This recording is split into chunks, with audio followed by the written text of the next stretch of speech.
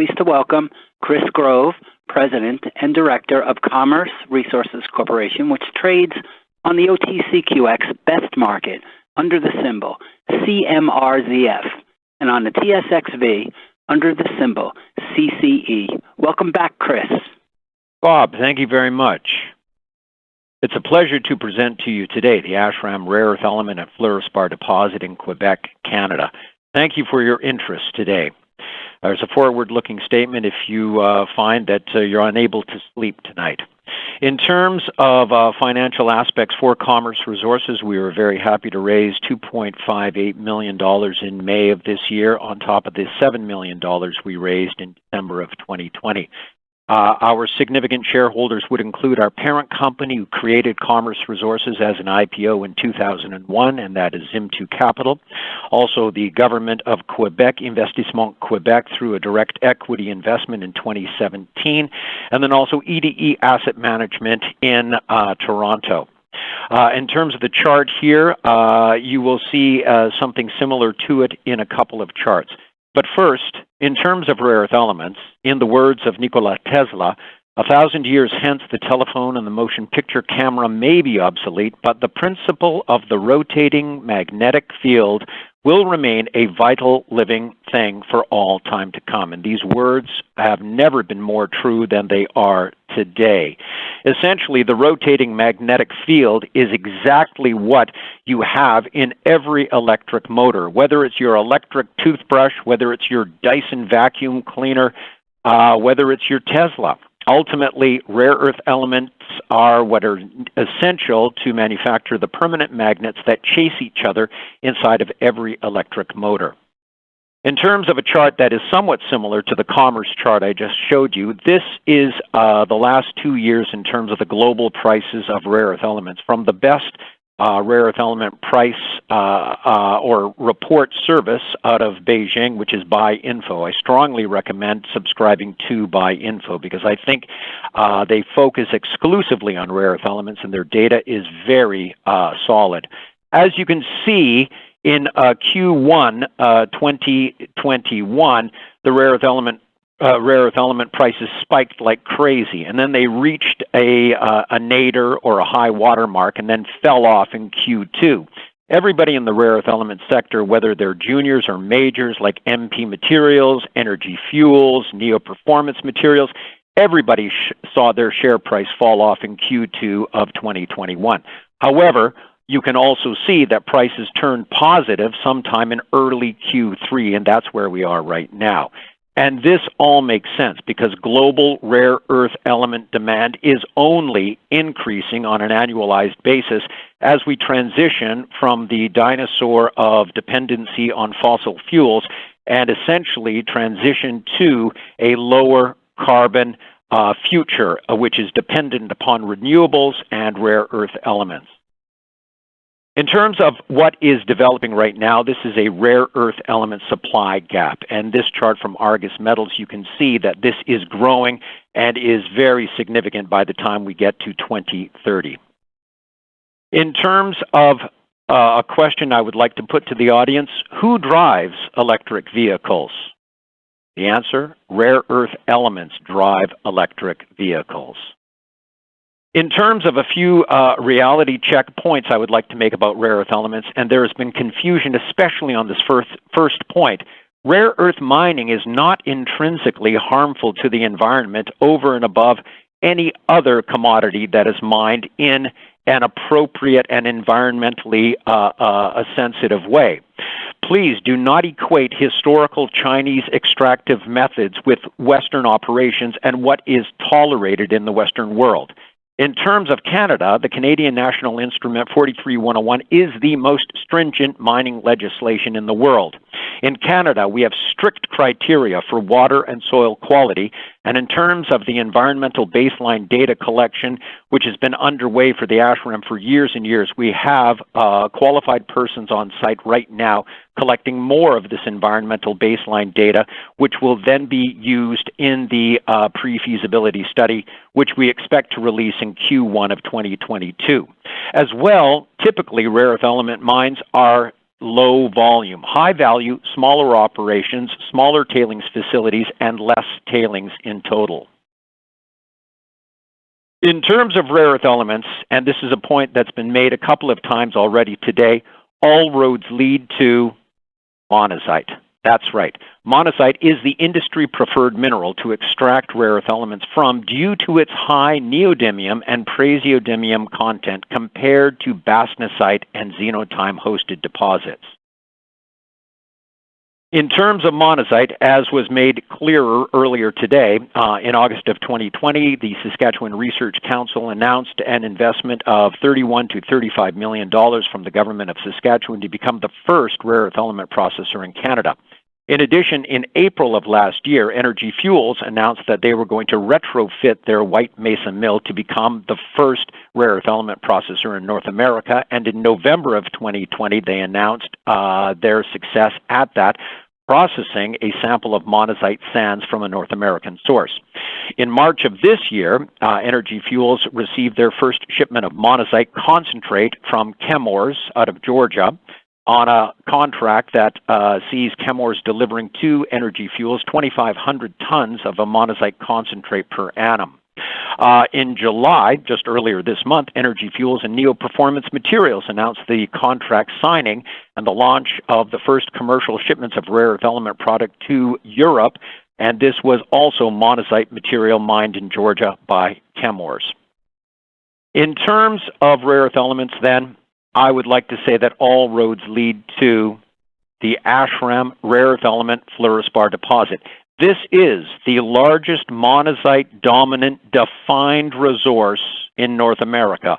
There are no ifs, ands, or buts about that. The Ashram is the largest defined monazite resource. In terms of the location of the deposit, we are in Nunavik, which is the top third of Quebec, and it is actually the most attractive part of one of the most attractive mining jurisdictions in the world. Why it's more attractive than the southern part of Quebec is that it is under what is called the James Bay Northern Quebec Agreement, and this is a modern agreement with clear mechanisms in place for Indigenous dialogue, consultation, and resource management. Essentially, this is the most codified set of rules and regulations to advance a mining project. Commerce Resources owns 100% of the project. In terms of the possibility of advancing infrastructure, I would like to draw your attention to that orange-colored road at the middle of the province, which was the Stornoway Hall Road, which was financed by the Quebec government. That road is about 200 kilometers long, and the government of Quebec has suggested it would be potentially interested in financing a road in our area from the Ashram through to the east coast of Ungava Bay, just north of the town of Kuujjuaq, where, if you've been following the news, the newest Governor General of Canada, who was just sworn in yesterday, she is from a town just to the north of Kuujjuaq.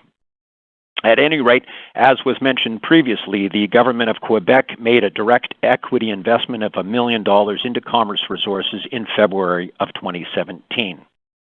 In terms of what is important to become a commercial producer of rare earth elements, mineralogy and geology fundamentals are listed here. In truth, there are over 150 rare earth minerals that exist and can hold amounts of rare earth elements, but only 4 have ever been commercialized.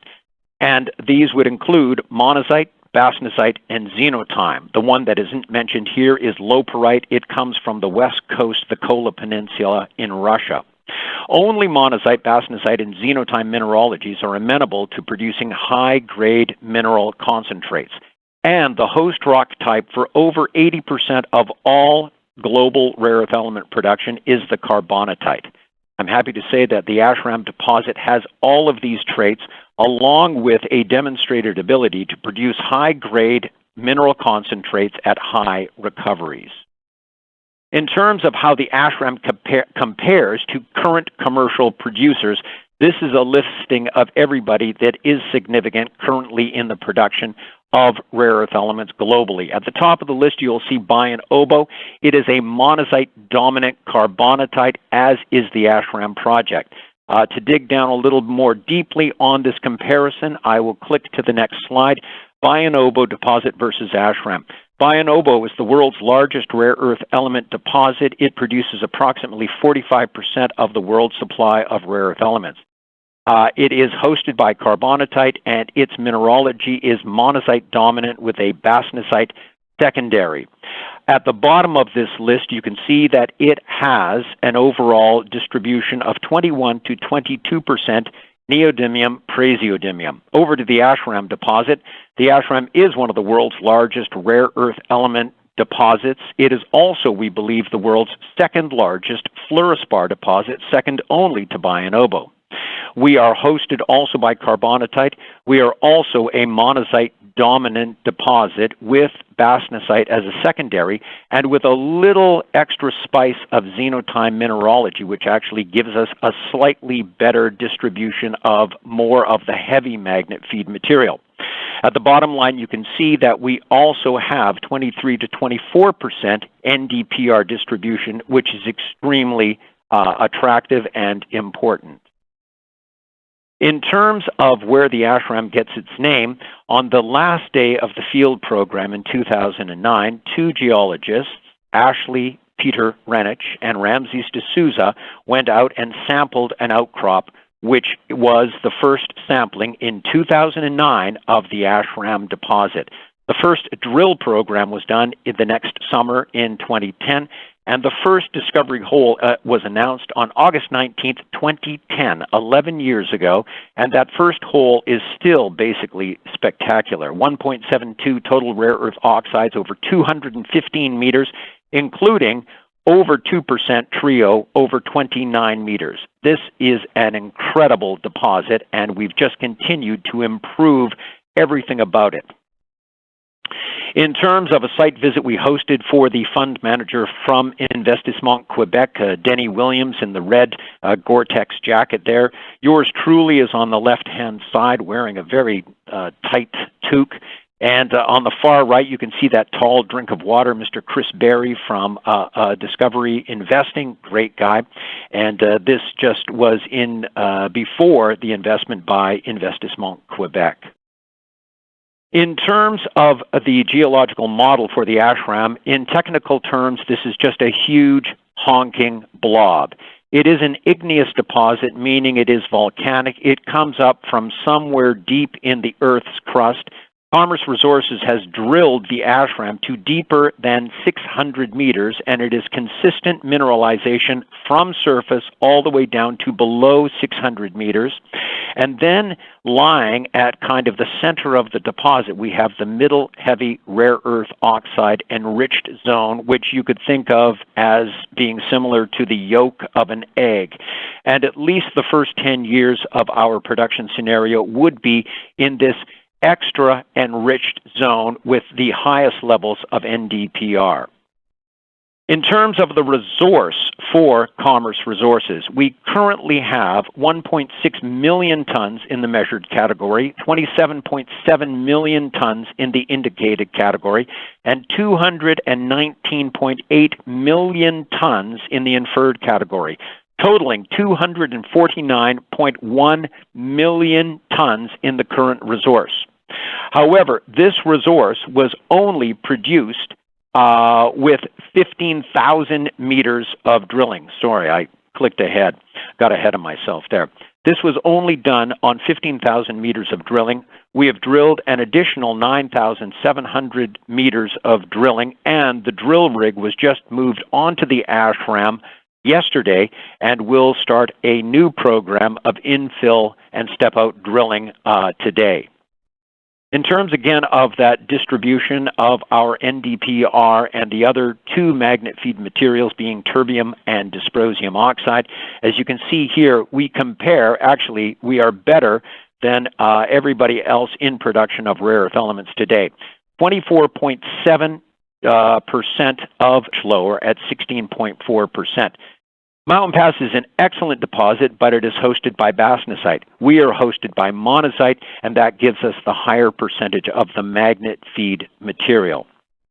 In terms of the preliminary economic assessment, the first pass of economics as required by the Canadian National Instrument, which we released in May of 2012, you can see some aspects from this PEA.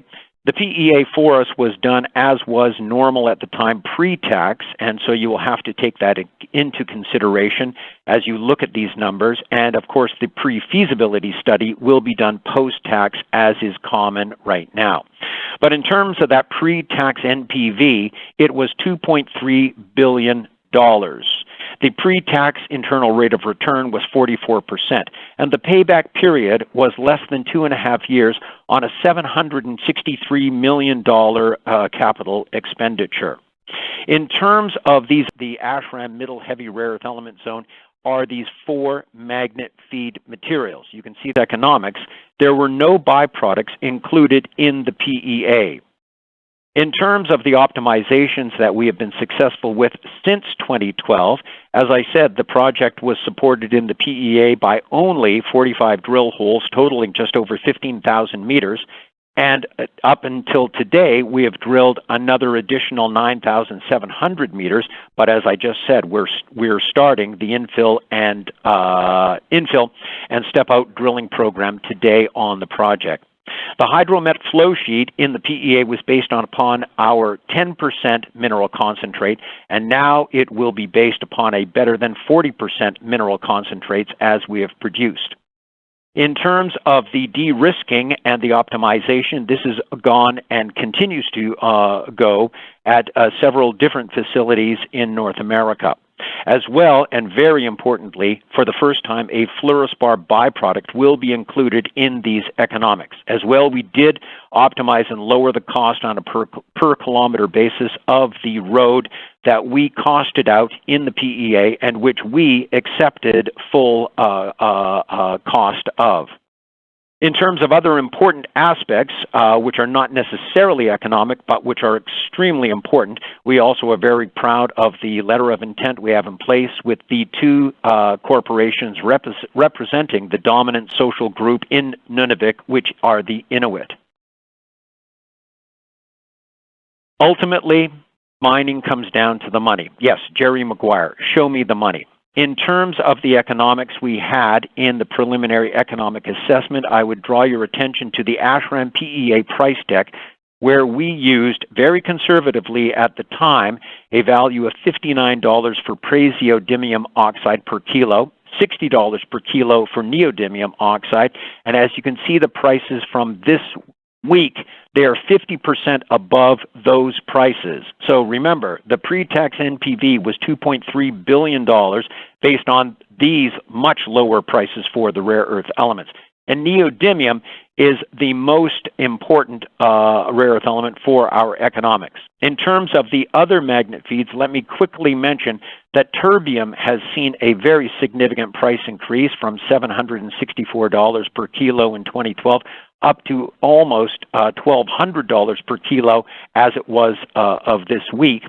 And the only laggard on this list of 4 is dysprosium, but that speaks to something very fundamentally important, which is that the magnet manufacturing market has moved away from dysprosium, and the balance of the dysprosium in a permanent magnet in 2010, which was 13%, 12% of that, or the current magnet in 2021 is being produced with only 1% dysprosium, and that 12% difference is being picked up by the other 3 magnet feeds. In terms of the flow sheet for the Ashram, it doesn't get any more standard than this. We have the most standard mineralized style of deposit, and the processing of it is also very well understood. In terms of what I would like to draw your attention to, that is the magnetic separation, at which point we produce a 45 to 50% rare earth element mineral concentrate, while at the same time producing for free a better than 80% fluorospar concentrate. This fluorospar byproduct is something that, as I said, will be included in the pre-feasibility study. And it is very exciting in so much as the global value of fluorspar has increased by, has at least doubled, and in some cases tripled in the last 9 years. Very exciting for us. In terms of what we have also done recently, which we're very proud of, we have produced and delivered a commercially marketable sample of our acid-grade fluorspar byproduct as requested by a global commodities trader. We have also produced and delivered a commercially marketable sample of our monazite concentrate to a third-party processor.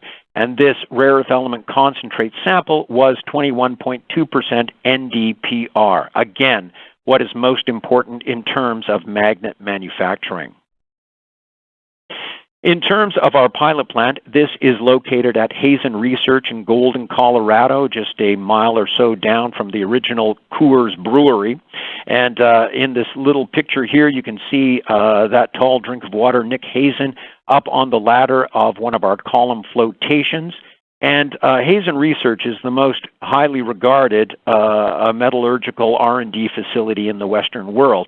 And it is the site of the original Corp pilot plant, which you can still visit if you come down to Hazen Research at any time. Anyways, we're very excited by the work that Nick has been doing, is doing for us, and at this point in time, Nick and his staff are working on the next selection of samples for industry majors as requested. In terms of some of these requesters, in terms of some of these majors, I cannot mention them all because several are under NDA with us. But this is a partial list of the samples that have been requested by different international and American majors. And we're very happy, as I said, about the progress of the current samples, and those should be out in early September. In terms of ESG, this is not something that is newly adopted by Commerce Resources. In 2015, we were awarded the award, which is called the E3 Plus Award for Excellence in terms of environment and our social programs, as essentially directed by Murray Smith in the center of this photograph here, accepting the award from the president of the Quebec Mining Association at that time, Frank Mariage. I don't know of many juniors that actually have an social and environmental sustainability manager as we do, and we definitely benefit from these programs and the directives from Murray. In terms of something else I'm very proud of, as I mentioned earlier, it is our letter of intent with the two corporations representing the dominant social group in Nunavik, which are the Inuit, and these corporations are the Nayumavik Landholding Corporation and the Makivik. As part of the letter of intent, we have regularly scheduled meetings, and the last meeting was on April 9th, 2021. In terms of the institutional and academic collaborations, the optimization for the ashram, this is ongoing work primarily financed by the federal government and Quebec. In terms of something brought up quite often is the fact that we do not have a road in the area. But as I mentioned earlier, it has been suggested by the Quebec government that they may finance a road in our area. In terms of developments in the area, I would like to point out that Midland Exploration and SOQUEM, which is essentially the Society for Quebec Mineral Exploration, an arm of the Quebec government, they announced in March a $5 million strategic alliance to work on a project just to the north of us. And Midland is also working with the world's second largest mining company, BHP Billiton, in the area looking for a world-class nickel deposit. Ultimately, and we've come to the end of my presentation, the ashram is the most attractive type of rare earth element deposit. It is a monazite-dominant carbonatite. We have a huge defined resource. We're located in an excellent jurisdiction in Nunavik, Quebec. We have produced high-grade mineral concentrates, rare earth element mineral concentrates, and we have also produced commercially marketable samples of a monazite rare earth element concentrate and acid-grade fluorspar produced and delivered to majors as requested. The positive economics in 2012 did not include byproducts, and we are looking forward to the completion and release of the pre-feasibility study in Q1 2022. Thank you very much. I've got a few questions on the side here. In terms of these questions, let me get to the first one. I've got a couple of questions. Can you provide further updates from your summer drill program in the ashram? Well, updates will be coming out shortly. The drill crew has just been moved onto the ashram, and so we will be updating the market on this program accordingly. In terms of another question, when do you believe production could begin at your ashram project? I would suggest as soon as is possible under the current regulatory framework. We are required to produce a pre-feasibility study and then a bankable feasibility study. We're also required to produce what is called an environmental social impact assessment, which takes about 18 months once we have completed a pre-feasibility study. So if we complete the pre-feasibility study in Q1 2022, add another 18 months onto that, and that's when we would be applying for a mining project. In terms of our intentions regarding our relationship with our sister company, Seville is currently working on our niobium claims that are proximal to the ashram deposit, and we're very excited that Seville has just completed several holes on a deposit called the Marana that has not yet been drill tested. We're very excited about those results, and we expect the results out in about 6 weeks or so. That brings us, well, what is your, I have another question here. Oh my goodness, it just slid down. What is your ownership structure, insider, institutional, strategic? As I went through, our parent company owns about 9% of the company. The government of Quebec owns approximately 3% of the company. EDE Asset owns approximately 6% of the company. Insiders, including yours truly, have all been shareholders since 1999 in the first seed financing round for the company. And let me see, I have another question about what specific support, inducements, financings have local governments provided? Could they do more? Well, we are very grateful for the grants that we have received from the Quebec government and the ongoing work which is financed by the federal government under a program operated by Natural Resources Canada. Could they do more? Sure, they could do more, but we're very grateful for the subsidies and grants that we have received so far. Let me see. I have one more question. Major milestones for the next 12 months. As I mentioned, the production of the samples for industry should be produced, completed, and delivered in early September, so in just 5 weeks or so.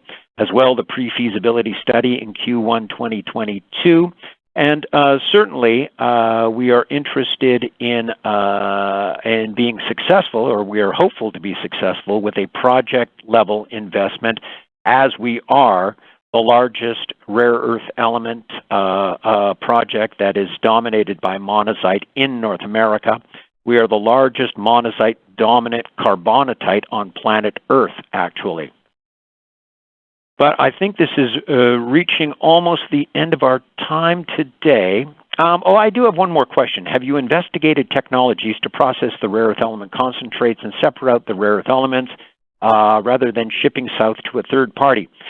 This is something that we have looked at and we will continue to look at because essentially solvent extraction is very well understood. On the day I became president, we were touring the world's oldest solvent extraction facility, which is on the west coast of France at La Rochelle, owned and operated by Solvay Rhodia. And this technology essentially is still the most viable technology today. But at any rate, thank you very much. It's a pleasure presenting to you today.